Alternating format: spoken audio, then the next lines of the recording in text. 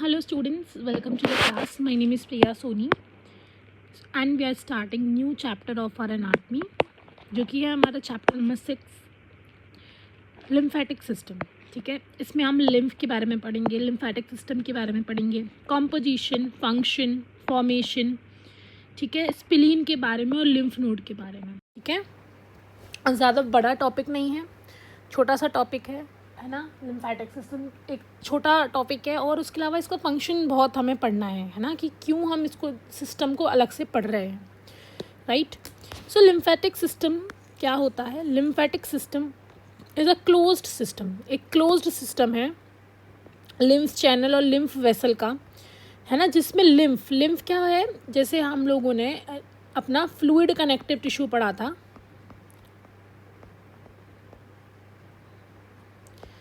ना बच्चों, उसमें हम लोगों ने दो चीज़ें पढ़ी थी, ब्लड और दूसरा हमने पढ़ा था लिम्फ। तो लिम्फ क्या है? एक फ्लूइड कनेक्टिव टिश्यू है जो कि किस में फ्लो होता है? जो कि लिम्फ वेसल में फ्लो होता है। ठीक है, it arise from the tissue spaces से स्टार्ट होके ये लिम्फ फ्लो करता है टुवर्ड्स द ब्लड। ठीक है, हम पूरा डिटेल में पढ़ेंगे। Then lymphatic system works as one way system because lymphatic vessel are more porous, allows the fluid to move into the lymph capillaries and not allowed to the opposite direction। देखो, जो lymphatic system है ना, ये one way system है। जैसे for example ये lymphatic मतलब one way कैसे? आपने वन वे रोड देखे है ना। वन वे रोड कैसे होते हैं? जिसमें आप देख सकते हो एक ही साइड से जाना अलाउड होता है ना। तो लिम्फेटिक जो सिस्टम है वो भी, उसमें जो लिम्फ फ्लो करता है वो भी एक ही डायरेक्शन में फ्लो करता है। ठीक है, जो लिम्फेटिक वेसल्स होती हैं तो वो एक ही डायरेक्शन में फ्लो करती है। ऐसा नहीं है कि वो इधर भी जा रहा है तो इधर भी घूम के आ रहा है, नहीं, उसका जो पाथ सेट है वो एक ही डायरेक्शन है। क्लियर है? तो याद रखना, वन वे सिस्टम होता है, एक ही डायरेक्शन में मूव करता है, एक ही तरीके से जाता है। ठीक है, ठीक है, जो इसको आप ऐड ऑन करके ऐसे लिख सकते हैं कि lymph flows in one direction, एक ही डायरेक्शन में जो लिम्फ है वो फ्लो करता है।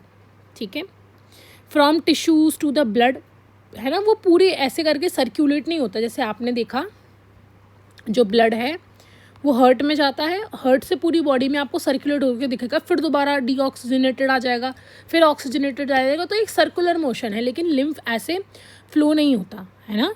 लिम्फ का जो होता है एक क्लोज्ड लूप नहीं है। जो लिम्फेटिक वेसल है वो फ्लूइड को टिश्यू से कनेक्ट करती हैं और उनको ब्लड स्ट्रीम में भेजते हैं। जैसे ये टिश्यू है, तो लिम्फ जो है ये कहाँ से राइज होगा?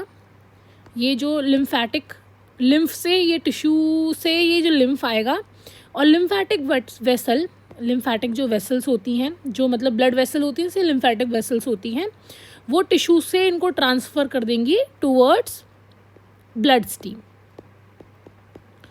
स्ट्रीम में, है ना। क्लियर हुआ? तो ये क्या है? एक वन वे प्रोसेस है। ऐसा नहीं है कि ब्लड स्ट्रीम से फिर ये दोबारा आएगा, ऐसा कुछ भी नहीं हो रहा। It's just a one way process. समझ में आया? क्लियर हुआ? एक बार हम लोग अच्छे से और पढ़ेंगे।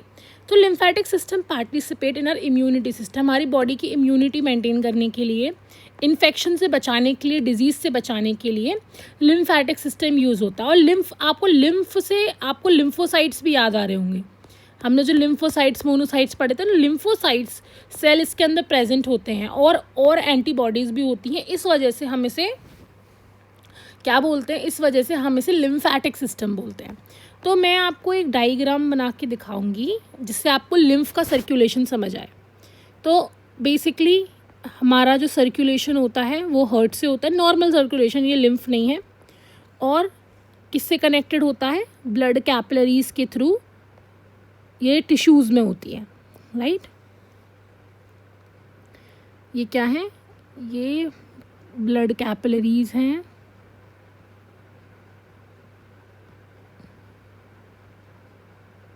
ठीक है, इस तरीके का कोई सिस्टम है। अब लिम्फ देखते हैं, ये हमारा नॉर्मल सर्कुलेशन सिस्टम है ना, ये ब्लड कैपिलरीज हैं। अब देखते हैं कि लिम्फेटिक सिस्टम कहाँ आ रहा है। मानो यहाँ से हमारा लिम्फेटिक सिस्टम जुड़ा हुआ होता है ना। मैं स्ट्रक्चर बना रही हूँ।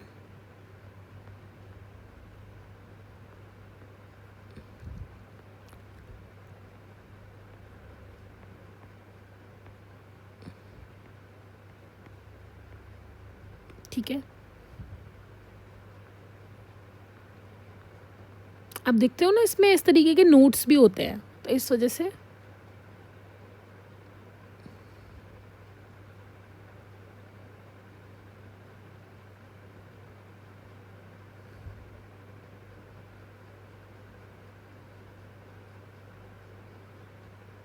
अभी हमें समझ में आएगा और अच्छे से।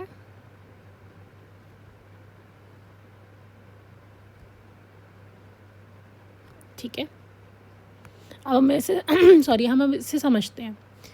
ये क्या है, ये इनको हम बोलते हैं लिम्फ डक्ट। याद रखना क्या बोलते हैं, लिम्फ डक्ट। ये मेन डक्ट है, ये जो वाली जो है वो मेन डक्ट है। जब ये और स्मॉलर पार्ट में डिवाइड हो जाती हैं, हम इसे क्या बोलते हैं, लिम्फ ट्रंक। लिम्फ ट्रंक क्या होता है, ये लिम्फ ट्रंक। ये इस तरीके के आपको काफ़ी सारे स्ट्रक्चर दिखेंगे बड़े बड़े, इनको हम क्या बोलते हैं, लिम्फ नोड। क्या बोलते हैं ना, लिम्फ नोड। समझ में आया, क्लियर हुआ, अच्छे समझ में आया। और ये क्या है, ये बेसिकली लिम्फेटिक वेसल्स हैं, ये वेसल्स हैं, और जो किससे कनेक्टेड हैं, जो वॉल्स से कनेक्टेड है, विद वॉल्स। ठीक है, क्लियर है। ये क्या है, ऐसे ऐसे करके अटैच्ड होती हैं टिश्यू के ऊपर। इन्हें ये बेसिकली हमारी क्या है, लिम्फ कैपिलरी, जिसकी हम बात कर रहे थे।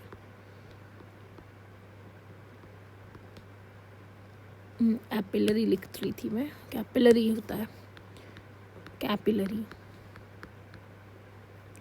और इसके ये हमारा जो टिश्यू है, ये कनेक्टिव टिश्यू है, जो भी लूज टिश्यू है यहाँ पे, इसमें से क्या होगा, टिश्यू फ्लूइड निकलेगा, जो कि हमारा क्या है, जो कि हमारा लिम्फ बनता है, बिकम लिम्फ।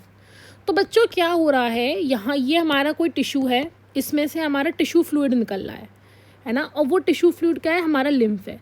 लिम्फ को कौन एब्जॉर्ब करेगा, लिम्फ को ये एब्जॉर्ब करेंगी, ये क्या है, ये कैपिलरीज हैं। ये कौन सी कैपिलरी हैं, लिम्फ कैपिलरीज। तो लिम्फ कैपिलरी जो हैं वो लिम्फ को एब्जॉर्ब करेंगी, ये लिम्फ नोड से होते होते कहाँ जाएगा, लिम्फ डक्ट तक। ठीक है, ये कैसा प्रोसेस है, ये वन वे प्रोसेस है, आपको दिख रहा होगा। कहाँ से कहाँ तक चालू हो रहा है, ये चालू हो रहा है हमारा टिश्यू फ्लूइड से, टिश्यू से चालू हो रहा है और लिम्फ डक्ट तक जा रहा है। और लिम्फ डक्ट कहाँ कनेक्टेड है, फिर लिम्फ डक्ट ब्लड स्ट्रीम में कनेक्टेड है। कहाँ पे बच्चों, ब्लड स्ट्रीम में। ठीक है, ये जो आपको हार्ट से कनेक्टेड है, ये क्या है, ब्लड स्ट्रीम है। तो लिम्फ डक्ट जो टिश्यू फ्लूइड है, जो कि हमारे टिश्यू से निकल रहा है, उसको लेके कहाँ पहुँचा रही है, ब्लड स्ट्रीम तक पहुँचा रही है। अब आपको ये क्लियर हो गया होगा क्या होता है। तो आप ऐसे भी याद कर सकते हो इसे कि लिम्फ सबसे पहले कहाँ से निकलेगा, लिम्फ निकलेगा हमारे टिश्यू से, है ना। बेसिकली क्या है, ये टिश्यू फ्लूइड है। उसके बाद ये कहाँ जाएगा, उसके बाद इसको एब्जॉर्ब करेंगे, एब्जॉर्ब बाई लिम्फ कैपिलरी।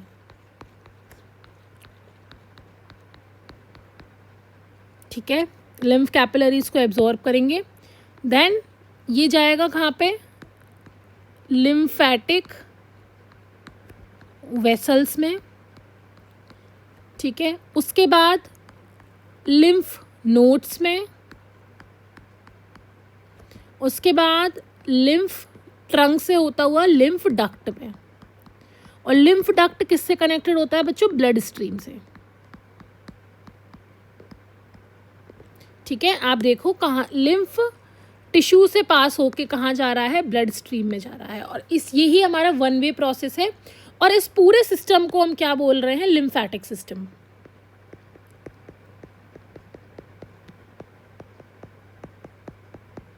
कितना क्लियर हुआ? सबको समझ में आ गया होगा क्या क्या हमारा कैसे कैसे है? क्लियर है? अब हम और अच्छे से पढ़ते हैं अपनी थ्योरी को, है ना? समझ में अब आपको ये लिम्फेटिक सिस्टम पूरा क्लियर हो गया होगा, ठीक है, कि लिम्फ टिश्यू से कैसे जाता है, ब्लड स्ट्रीम तक कैसे जाता है। अब हमने इतना सब पढ़ लिया, लिम्फ, हम लिम्फ के बारे में तो जानते ही नहीं हैं कि लिम्फ क्या होता है। अब हम लिम्फ का कॉम्पोजिशन पढ़ते हैं, ठीक है। तो स्टूडेंट्स आप इसको नोट कर लीजिएगा, ये एक बहुत इम्पॉर्टेंट चीज़ है कि लिम्फ, जैसे हमने ब्लड का कॉम्पोजिशन पढ़ा वैसे हम लिम्फ का कॉम्पोजिशन पढ़ेंगे। लिम्फ में बच्चों क्या क्या होता है? लिम्फ में जो एक तो सॉलिड्स पार्ट होते हैं, जो सॉलिड चीज़ें होती हैं, और बाकी का वाटर होता है, जैसे ब्लड में भी होता है ना वैसे ही। कितना होता है? 96% इसमें वाटर है। क्या है? Let me clear it.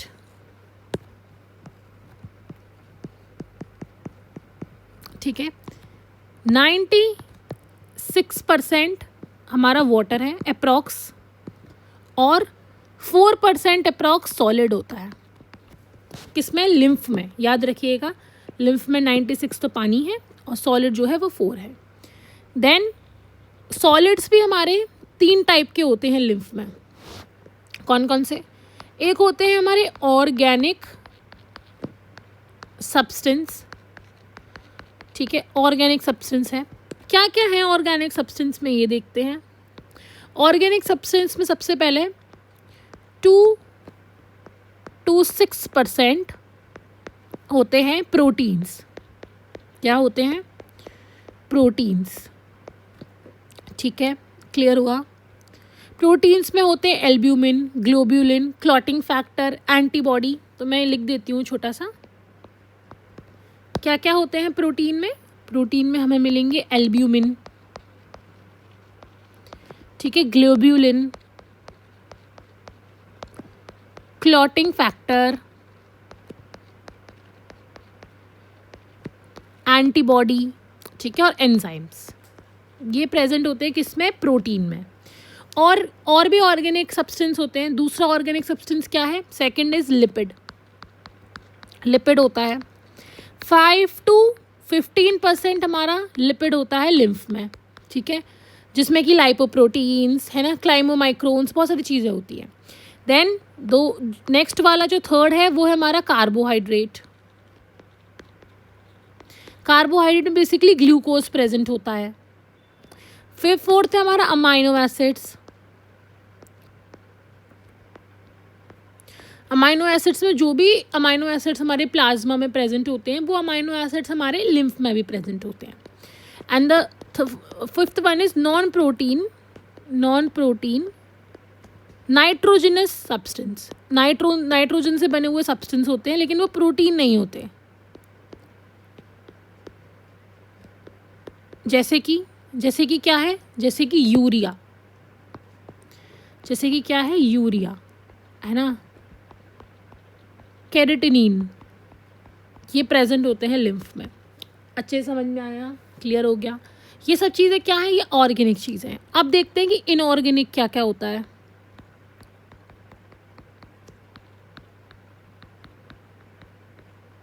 ये मैंने सस्टेंस लिख दिया, ये सस्टेंस नहीं है, सब्सटेंस है, बी।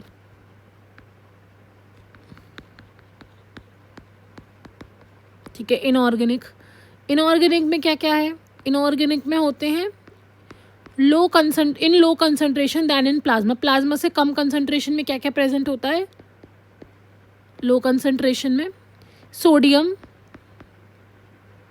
कैल्शियम और पोटेशियम, ठीक है, कैल्शियम, सोडियम, पोटेशियम प्रेजेंट होता है। और प्लाज्मा से हाई कंसंट्रेशन में क्या प्रेजेंट होता है? क्लोराइड्स और बाइकार्बोनेट्स, है ना। प्लाज्मा में ये कम होते हैं लेकिन ये लिम्फ में ज़्यादा होते हैं। क्लियर है? समझ में आया? देन हम लोगों को एक और देखना है जो कि है सेल्यूलर कंपोनेंट। सॉलिड्स में एक और चीज़ें क्या होती हैं? सेल्यूलर कंटेंट्स, जो सेल्स होती हैं। लिम्फ्स तो हमने लिम्फ्स में लिम्फोसाइट तो पढ़ी नहीं है अभी तक, इस वजह से सेल्यूलर कंपोनेंट्स होते हैं। सेलुलर कंपोनेंट्स क्या है? लिम्फोसाइट, सबसे इंपॉर्टेंट क्या है? लिम्फोसाइट होता है इसमें। लिम्फोसाइट्स कितने? 1000 से 2000 पर CU/mm है ना, क्यूबिक मीटर, ठीक है। लिम्फोसाइट प्रेजेंट होते हैं। अदर सेल्स भी होते हैं जैसे कि मोनोसाइट्स, जो कि बेसिकली इम्यूनिटी के लिए रिस्पॉन्सिबल हैं। मैक्रोफेजेस, ये भी हमारे इम्यून सेल में काम आते हैं, इम्यूनिटी में काम आते हैं। और प्लाज्मा सेल, ये आपको सब सेल्यूलर कंपोनेंट्स किस में मिलेंगे? हमारे लिम्फ में। तो लिम्फ में 4% सॉलिड है और लिम्फ बाकी का पानी है। और सॉलिड्स में भी ऑर्गेनिक है, प्रोटीन, कार्बोहाइड्रेट, लिपिड्स। इनऑर्गेनिक है, मिनरल्स है ना, जैसे क्लोराइड्स, फ्लोराइड्स, सोडियम, पोटेशियम। और सेलुलर कंपोनेंट में लिम्फोसाइट, मोनोसाइट, मैक्रोफेजेस और प्लाज्मा सेल। तो ये याद रहेगा, इसका स्क्रीनशॉट ले सकते हो, इसको लिख सकते हो। याद रहना चाहिए इतना कि इसमें क्या क्या होता है, ठीक है। सो लिम्फ जो है वो कैसे कलर का होता है? वाइट फ्लूइड होता है ना, जो कि इंटेस्टाइनल फ्लूइड से और जो टिश्यू फ्लूइड है उनसे बना होता है। और कहाँ बहता है, कहाँ फ्लो करता है, उसको लिम्फेटिक कैपिलरीज तो एब्जॉर्ब कर लेती हैं और लिम्फेटिक सिस्टम में ये फ्लो होता है। About 120 ml of lymph, 120 ml lymph जो है वो फ्लो करता है इनटू ब्लड पर आवर, है ना, टिश्यू से एब्जॉर्ब होकर ब्लड में फ्लो करता है। On out of this 100 ml per hour flows through the thoracic duct and 20 ml hour flows in the right lymphatic duct. ये दो आपको नंबर से आपको याद करने पड़ेंगे कि कहाँ कहाँ कितना कितना लिम्फ फ्लो करता है। अगेन हमने ये पढ़ लिया है कॉम्पोजिशन क्या है लिम्फ का। 96% वाटर है, 4% सॉलिड है। सॉलिड में क्या क्या होता है? सॉलिड में सबसे पहले ऑर्गेनिक कंपोनेंट होता है जिसमें protein, lipids, amino acid, carbohydrate, enzyme and clotting factors होते हैं, ठीक है, ये हम पढ़ चुके हैं। ओके, देन इनऑर्गेनिक में हमारे क्या होते हैं? मिनरल्स होते हैं। ऐसे मिनरल्स जो प्लाज्मा से कम होते हैं वो होते हैं sodium, calcium and potassium.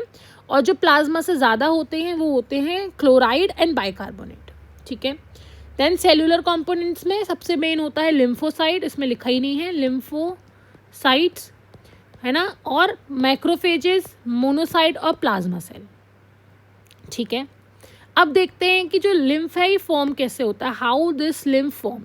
So when the body, sorry not body, when the blood passes through the blood capillaries in the tissue to the venous and the capillaries form a arterial, and then major part of fluid flow and small amount of fluid pass into the lymph capillaries which have more permeability than the blood capillaries, ठीक है। क्या होता है, अभी हमने lymph के बारे में अच्छे से पढ़ा था ना कि लिम्फ कहाँ कहाँ फॉर्म फ्लो होता है। तो बच्चों लिम्फ एक्चुअली क्या है ना, लिम्फ हमारा जो टिश्यू में जो फ्लूइड बच रहा है वो होता है। क्या होता है कि ये जैसे हमारा कैपिलरीज है ना, तो ये टिश्यू के अंदर पास होती है, जैसे टिश्यू के अंदर ये कैपिलरीज है ना। तो ऐसे कुछ चीज़ें हैं जिनको ये ब्लड कैपिलरीज एब्जॉर्ब नहीं कर पा रही हैं, ठीक है। वो कौन एब्जॉर्ब करता है? उसको लिम्फ कैपिलरीज एब्जॉर्ब करती हैं। समझ में आया?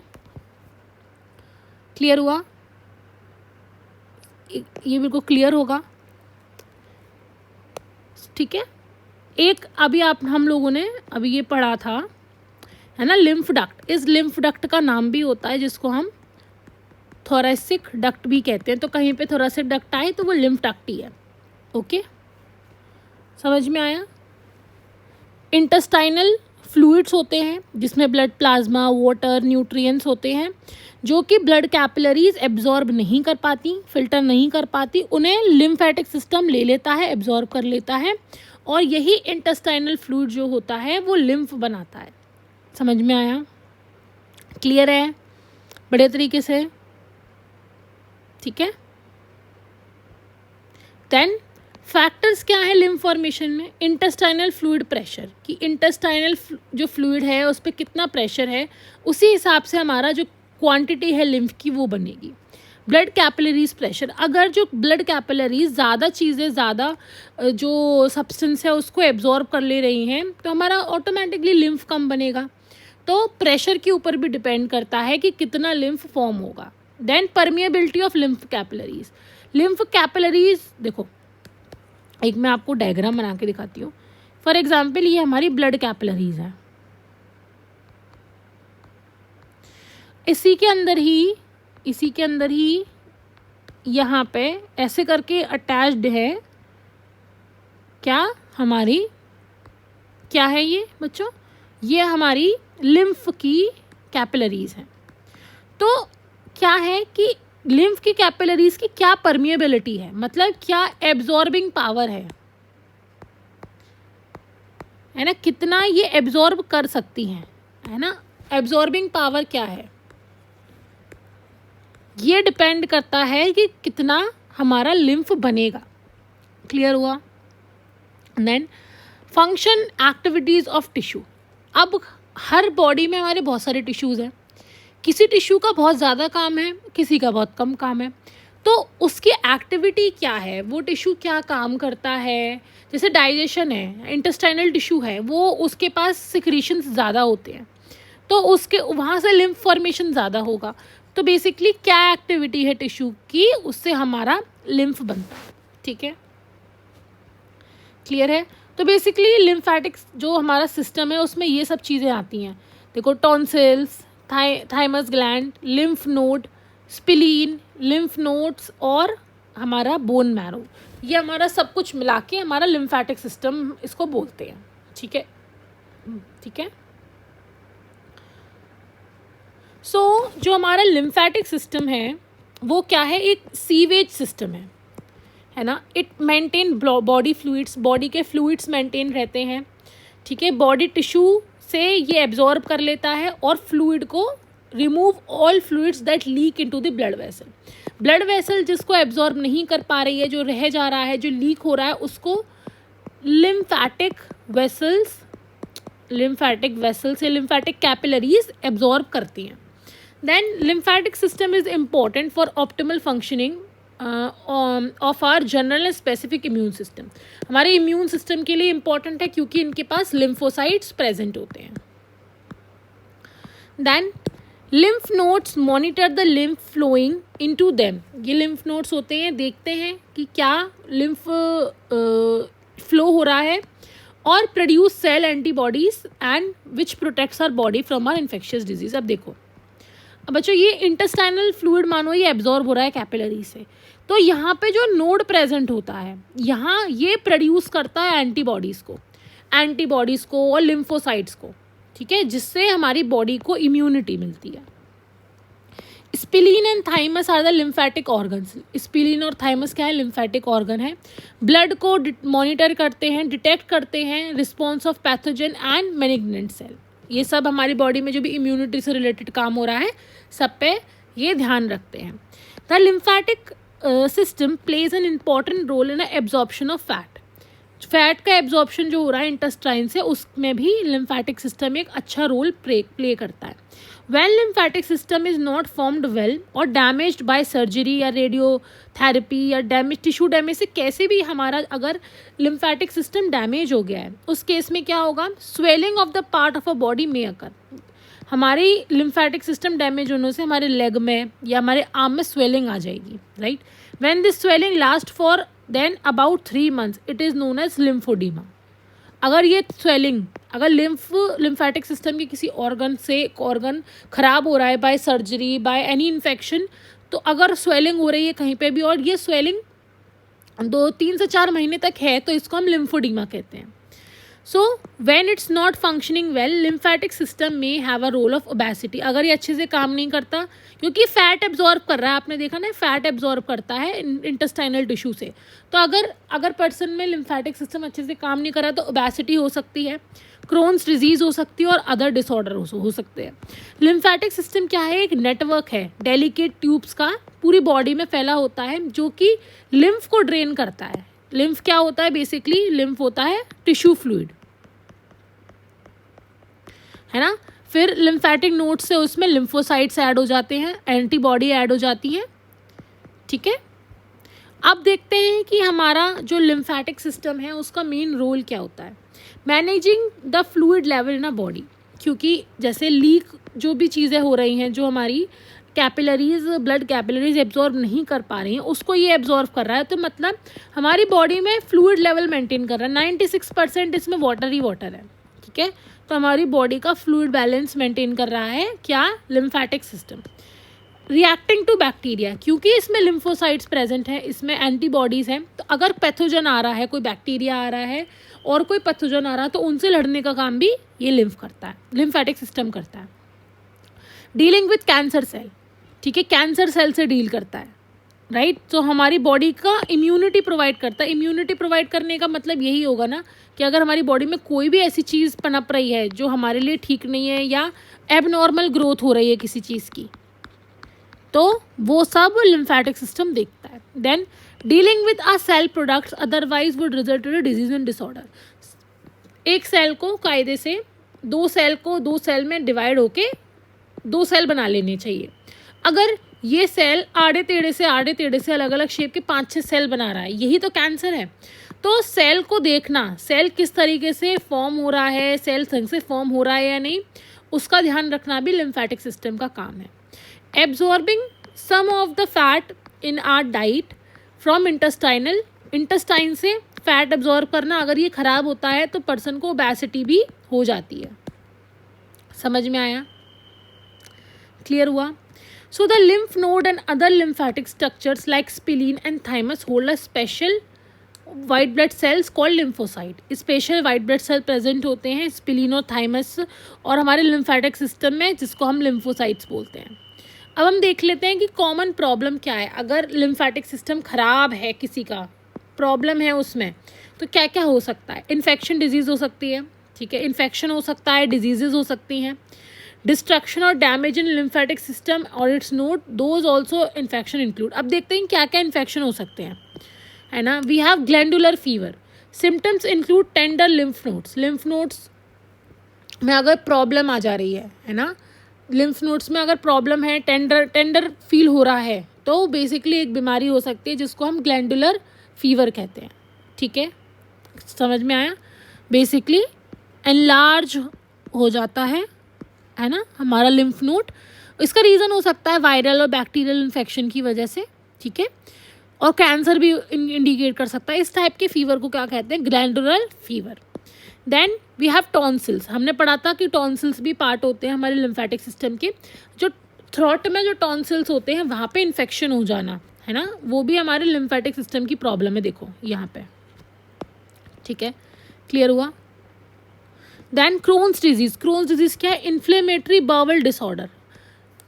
मतलब जो हमारी बॉडी में डाइजेस्टिव सिस्टम है ना, उसमें दिक्कत आना, है ना। बेसिकली क्रोन्स डिजीज़ वही होती है जो बेसिकली हमारे बाउल, जो हमारी बॉडी से क्या होता है कि जो हमारा फीकस मैटर बाहर निकलता है उसमें प्रॉब्लम आना। ये क्या है, क्रोनिक इन्फ्लेमेटरी बाउल डिजीज़ है। इन्फ्लेमेशन जितना भी होगा बॉडी में, सब कुछ लिम्फेटिक सिस्टम की वजह से होगा। इसमें क्या होता है बच्चों, जैसे ये हमारी इंटेस्टाइन की वॉल है ना, ये हमारी इंटेस्टाइन की वॉल है। तो वैसे मानो इसकी स्पेस इतनी है, ठीक है, इसमें से फूड जा रहा है, और जब ये क्रोन्स डिजीज़ होगी तो ये स्पेस कम हो जाएगी और ऊपर फैट डिपॉजिट हो जाएगा, फैट ट्रैप कर लेगा और अंदर की ये भी पतली हो जाएगी, मतलब बहुत कम स्पेस है। तो अगर स्पेस ही कम होगा तो वो जो बाउल है, जो फीकस मैटर है, वो अच्छे से पास नहीं होगा। तो ये होती है क्रोन्स डिजीज़। अब